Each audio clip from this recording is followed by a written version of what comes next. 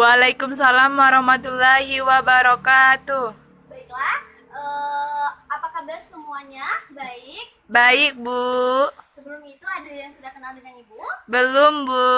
Baiklah, Ibu akan memperkenalkan diri terlebih dahulu. Perkenalkan, nama Ibu Septi. Kalian bisa memanggil Ibu dengan sebutan Ibu Septi. Di sini Ibu mengajar pelajaran akidah akhlak. Nah, sebelum itu ketua kelas, baiklah pimpin doanya terlebih dahulu. Berdoa mulai. Berdoa selesai. Baiklah, semoga doa kita dijaga sama Allah ya. Baiklah, kita absen terlebih dahulu. Adi, Hadir, Bu. Anissa, Hadir, Bu. Pipi, Hadir, Bu. Reska, Hadir, Bu. Septa, Hadir, Bu. Zahra, Hadir, Bu. Anissa. Hadir, Bu. Baiklah, hadir semua ya, nggak ada yang izin atau sakit. Iya, Bu. Baiklah, hari ini tanggal berapa? 28.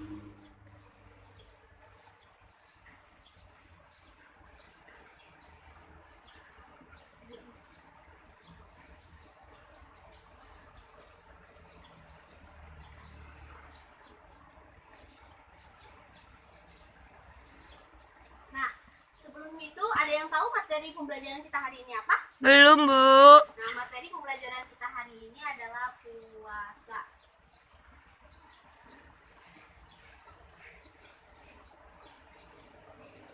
Nah, di sini kalian ada yang tahu apa itu puasa? Belum, Bu. Jadi, Ibu akan menjelaskan terlebih dahulu mengenai puasa.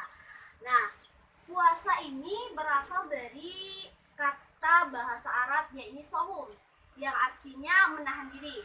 Nah, tapi menurut istilah, puasa ini ialah menahan diri dari makan dan minum serta hal-hal yang membatalkannya dari terbitnya matahari sampai terbenamnya matahari. Nah, menahan diri di sini anak-anak bukan hanya menahan diri untuk makan saja atau minum saja, tetapi juga menahan diri untuk tidak melakukan hal-hal yang dilarang oleh agama kita. Contohnya, kita tidak boleh mengomong orang lain, menggibah orang lain nih untuk para wanita nih, tidak boleh. Nah, ya, dan tidak boleh berbuat maksiat, tidak boleh mengata-ngatakan orang lain, mengejek orang lain dan lain sebagainya. Karena di dalam puasa itu kita harus menahan diri kita dari hal-hal yang tercela agar puasa kita dapat diterima oleh Allah Subhanahu wa Ta'ala. Nah, di sini puasa ini ada hukumnya wajib dan ada juga hukumnya sunnah. Apa itu puasa? Yang sering juga disebut dengan puasa wajib dan juga puasa sunnah. Nah, kalian tahu nggak apa sih puasa wajib? Belum, Bu. Nah, puasa wajib ini adalah puasa yang harus dilakukan oleh seluruh umat Islam yang sudah balik, berakal, dan sehat, tidak mempunyai halangan apapun, maka ia wajib untuk melaksanakan puasa wajib ini. Nah, ketika ia tidak melaksanakan puasa wajib, maka ia akan berdosa dan akan mendapatkan hukuman atau ganjaran dari Allah Subhanahu wa Ta'ala. Nah, puasa wajib ini banyak sekali, ada beberapa anak-anak, macam-macam puasa wajib ini sangat ada beberapa macam. Nah, yang pertama ada yang disebut dengan puasa Ramadan. Yang kedua ada yang disebut puasa qadla. Yang ketiga ada yang disebut dengan puasa nazar. Dan yang keempat itu ada yang disebut dengan puasa kafarah. Nah, apa itu puasa Ramadan? Ada yang tahu di sini? Belum, Bu. Nah, puasa Ramadan ini adalah puasa yang dilakukan oleh seluruh umat Islam yang sudah balik, berakal, dan sehat, dan tidak mempunyai halangan apapun. Nah, ia wajib melaksanakan puasa Ramadan tersebut. Dan apabila ia tidak melaksanakan puasa Ramadan, maka ia akan mendapatkan dosa dan ganjaran oleh Allah Subhanahu wa Ta'ala. Nah, yang kedua ada yang namanya puasa qadla. Apa itu puasa qadla?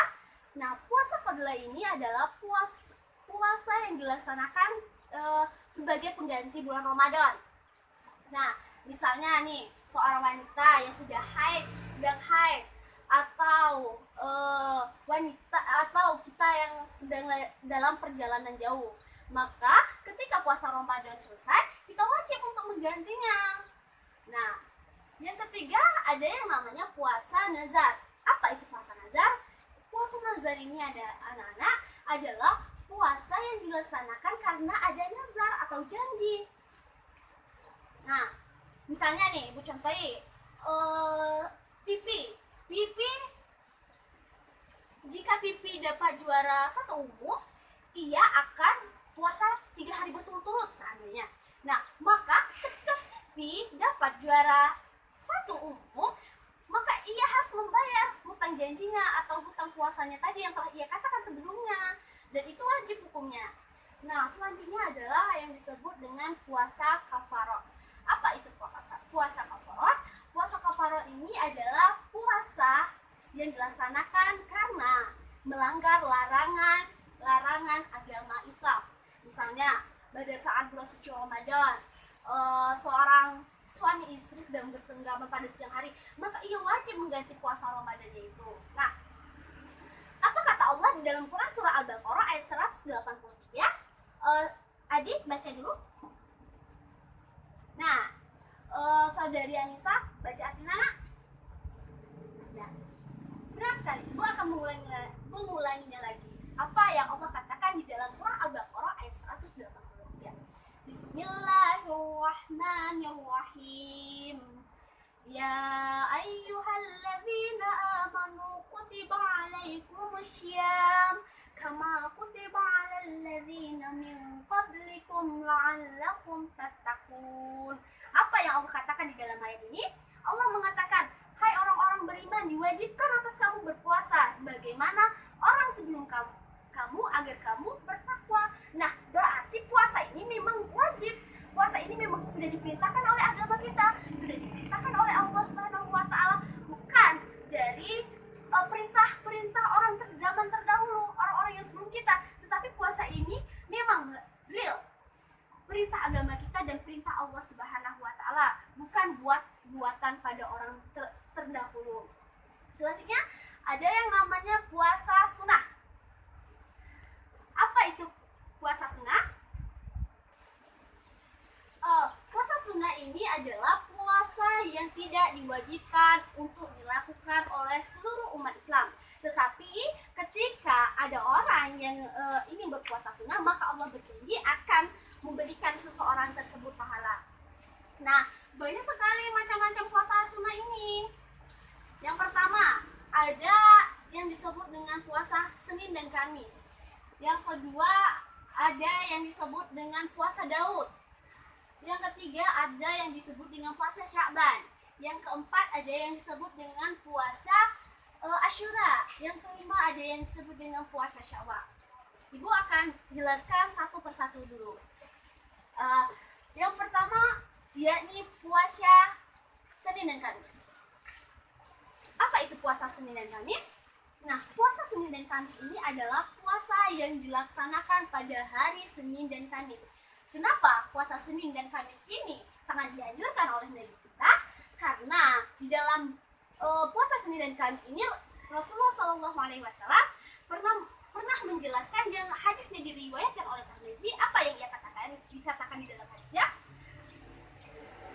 Sesungguhnya amal perbuatan manusia itu diperiksa oleh malaikat pada hari Senin dan Kamis.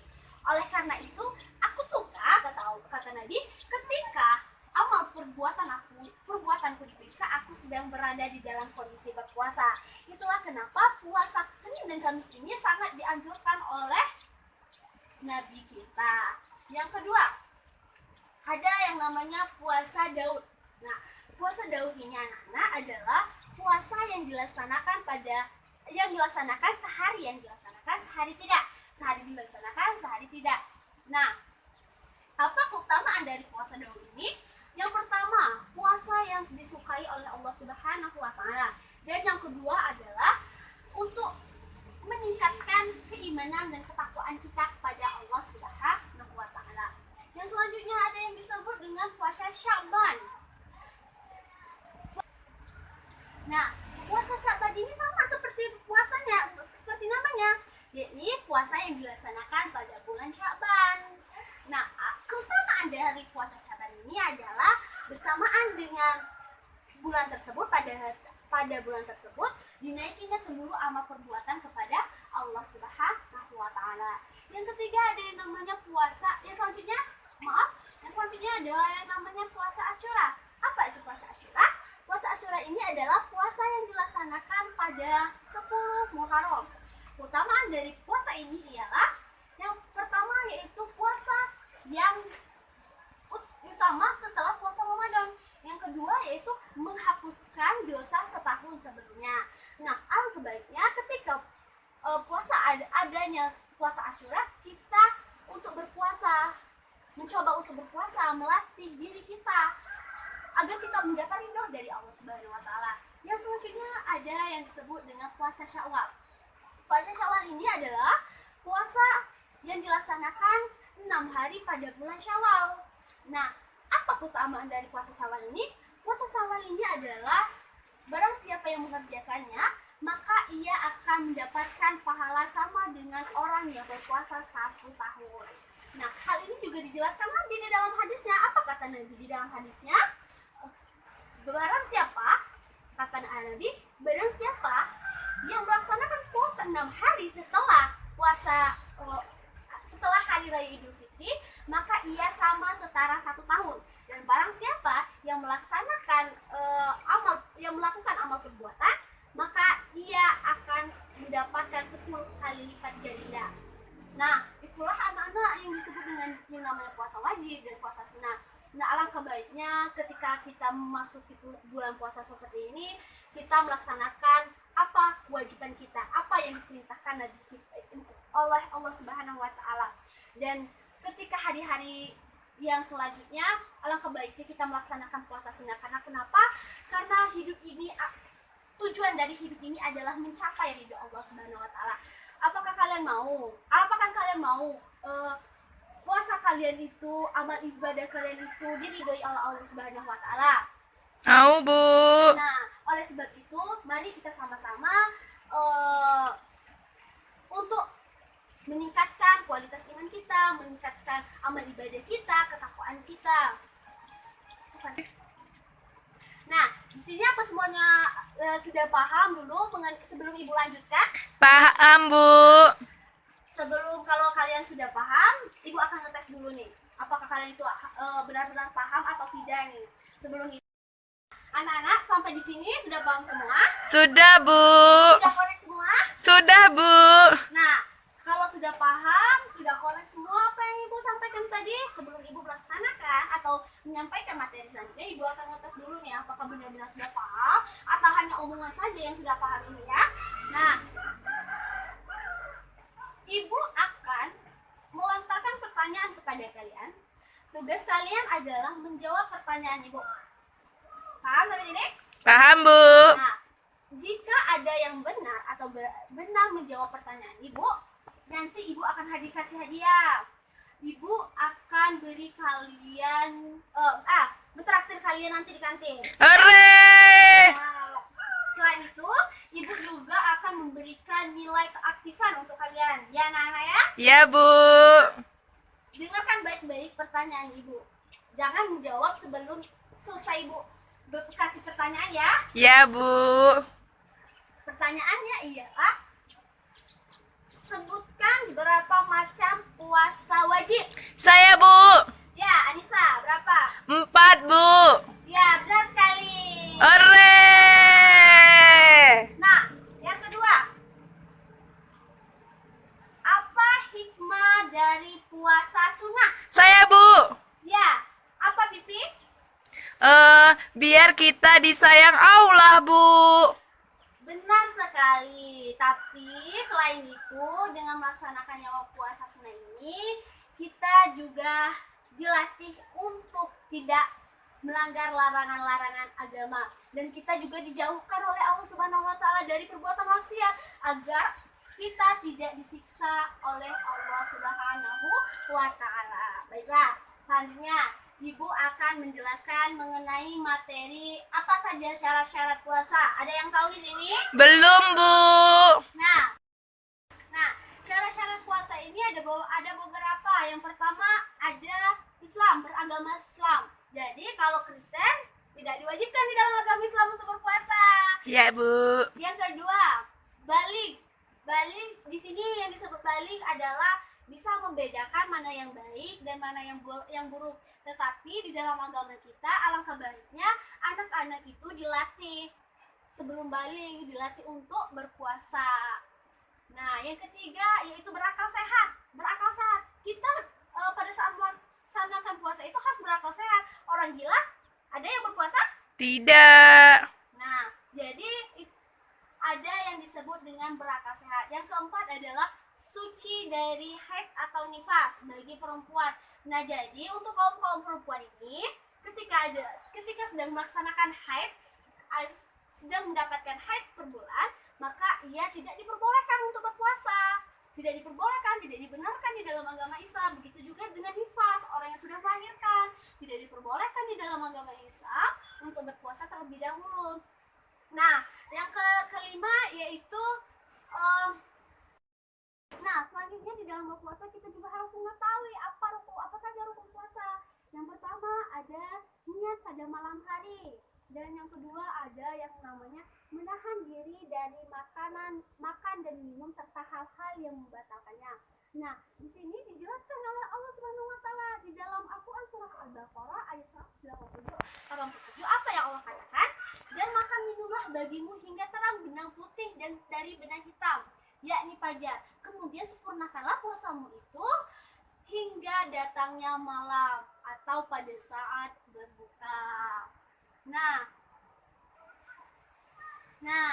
di dalam agama Islam itu ada beberapa orang atau beberapa kriteria yang boleh untuk meninggalkan puasa atau yang tidak berpuasa, tetapi ia harus membayar fidyah dan atau mengqadha puasanya di hari setelah puasa tersebut. Ibu akan menjelaskan mengenai siapa yang boleh untuk membayar fidyah. Yang pertama adalah orang yang sakit yang tidak mempunyai harapan untuk hidup kembali. Dia diwajibkan untuk membayar fidyah. Yang kedua ada orang yang tua renta yang tidak sanggup untuk menjalankan puasa. Maka di dalam agama Islam dia harus membayarkan fidyah berupa makanan atau hal-hal yang lainnya. Nah, yang kedua ada yang harus mengqadha puasanya atau menjalankan puasanya di kemudian hari. Yang pertama yaitu orang yang sakit tetapi dia masih mempunyai harapan untuk hidup. Yang kedua yaitu seorang yang bekerja keras dan tidak mempunyai kesempatan untuk mencari kerja lain, maka ia diwajibkan untuk mengqadha puasanya. Yang ketiga ada yang namanya orang yang berada di perjalanan yang tidak memungkinkan untuk berpuasa, maka ia diwajibkan untuk mengqadha puasanya setelah beberapa hari yang dia tinggalkan. Selanjutnya ada yang fungsi puasa. Ada yang tahu di sini apa fungsi puasa? Belum, Bu. Nah, fungsi puasa di sini yang pertama yaitu sebagai sarana untuk mencapai ketakwaan Allah Subhanahu wa taala dan sebagai tanda syukur atas nikmat yang Allah berikan. Yang kedua yaitu melatih diri untuk disiplin, sabar dan amanah serta jujur. Karena di dalam puasa kita tidak diperbolehkan melanggar syariat-syariat Islam, tidak diperbolehkan untuk berbohong, tidak diperbolehkan untuk mengata-ngatai orang lain atau menggibah orang lain, itu tidak diperbolehkan. Nah, yang selanjutnya yaitu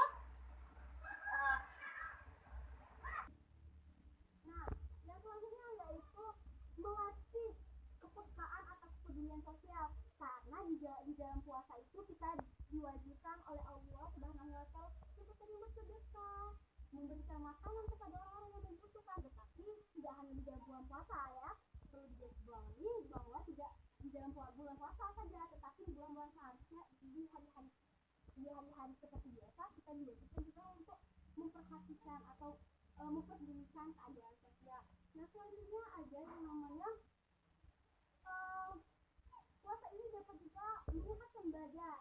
Yang selanjutnya yaitu sebagai pengendali agar kita tidak melaksanakan hal-hal yang tidak diperbolehkan di dalam agama Islam.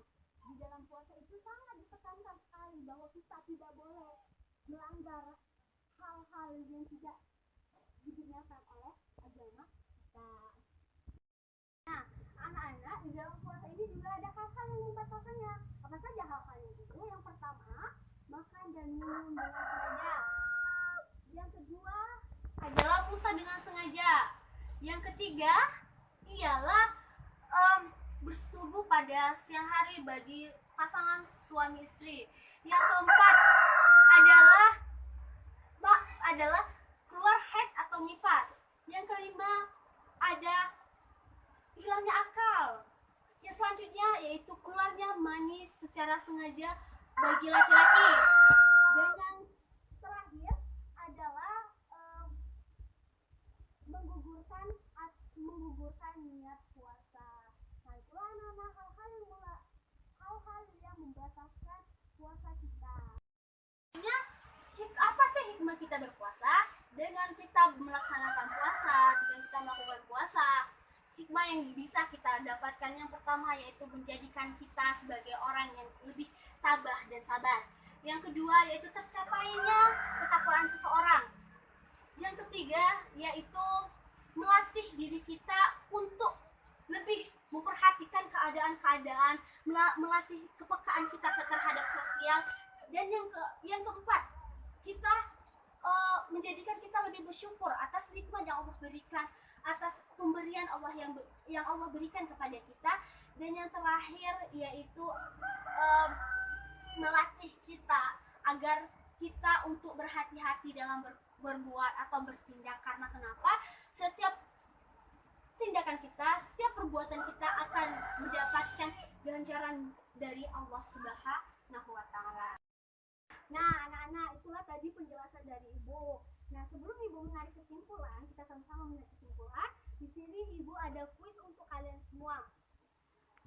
Tugas kalian saat ini ialah silakan bentuk kelompok satu kelompok itu 5 orang. Sudah?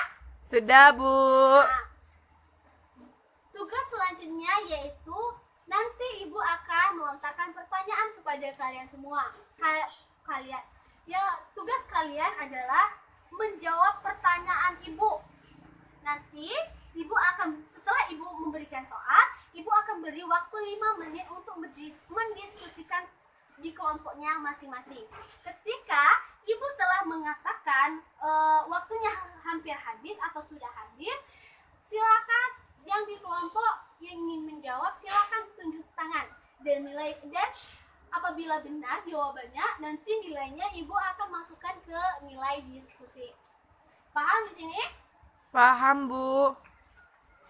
Baik, Ibu akan membacakan soalnya. Kalian simak benar-benar ya. Ya, Bu. Yang pertama, jelaskan pengertian puasa wajib dan puasa sunnah. Nah, Ibu berikan waktu 5 menit ya, silakan diskusikan kelompoknya. Nah, waktunya sudah hampir habis. Ibu hitung mundur. 5, 4, 3, 2, 1. Silakan untuk menjawab. Ya, silakan untuk kelompok 1. Benar sekali. Itu adalah pengertian puasa wajib dan sunnah. Yang kedua, Ibu kasih waktu. Ibu sebutkan lagi soalnya. Sebutkan macam-macam puasa wajib dan puasa sunnah serta dalil-dalil yang membahas mengenai hal tersebut. Ibu beri waktu 5 menit, dimulai dari sekarang. Ya, kita hitung mundur ya. 5, 4, 3, 2, 1. Silakan. Ya, kelompok 3, silakan jelaskan lagi apa jawaban dari kelompok kalian. Yang lain, benar atau tidak jawaban dari kelompok 3? Benar, ya, benar sekali, benar. Nah, pertanyaan yang terakhir ya anak-anak. Kelompok 2 nih, ayo, kelompok 2, semangat. Pertanyaan yang terakhir. Sebutkan syarat, rukun, serta hikmah dan hal-hal yang membatalkan dalam puasa. Silakan. Ibu kasih waktu 5 menit untuk kalian semua untuk menjawab. mundur ya. 5, 4, 3, 2, 1. Silakan. Siapa yang menjawab? Ya, kembali lagi ke kelompok 1. Sepertinya kelompok 2 ini kurang bersemangat hari ini ataukah tidak paham apa yang Ibu sampaikan ya? Ya. Benar sekali. Itulah jawabannya. Nah, sekarang Ibu ini ingin mendengar nih, apa sih tanggapan dari kelompok 2? Apakah itu benar atau salah yang dijelaskan kelompok 1? Benar, Bu. Nah, iya, benar sekali penjelasan dari kelompok 2, sama seperti kelompok 1. Itulah tata cara syarat fungsi dan hikmah dari puasa. Selanjutnya, anak-anak, di sini Ibu akan mari kita sama-sama menyimpulkan materi kita pada pagi hari ini. Yang pertama tadi ada puasa. Puasa ini dibagi menjadi 2. Ada puasa wajib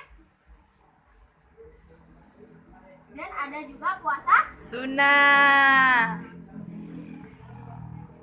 Nah, apa saja tadi puasa wajib tadi ada terbagi menjadi 4. Ada yang disebut dengan puasa Ramadan. Ada yang disebut dengan puasa Qadha. Ada puasa nazar. Dan ada puasa kafaroh. Nah, selanjutnya puasa sunnah. Puasa sunnah ini ada beberapa macam. Yang pertama ada puasa Senin dan Kamis.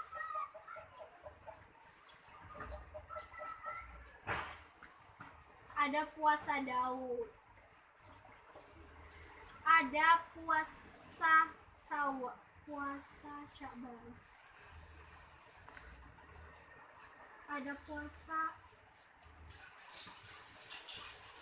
Asyura. Ada yang lainnya puasa Shawwal. Nah,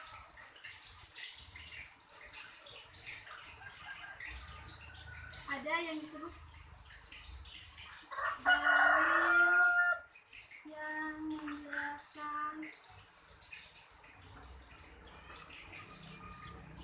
mengenai puasa.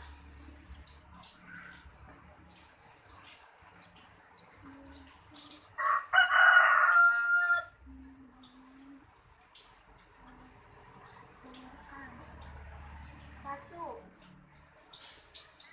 Al-Baqarah ayat 103. Kedua ada Al-Baqarah ayat 183. Nah, anak-anak sekalian, nanti silakan dihafalkan.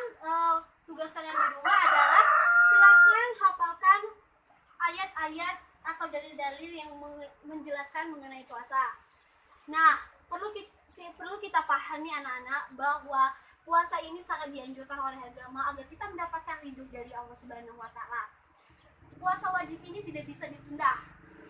Kecuali ada halangan-halangan yang mendesak yang harus menuntut kita untuk tidak melakukan puasa. Maka di dalam agama itu diperbolehkan. Nah, untuk hari-hari atau bulan-bulan selanjutnya, alangkah baiknya kita melaksanakan sunnah-sunnah puasa. Karena kenapa? Di dalam hidup ini, tujuan hidup kita ini adalah untuk mencapai ridha Allah.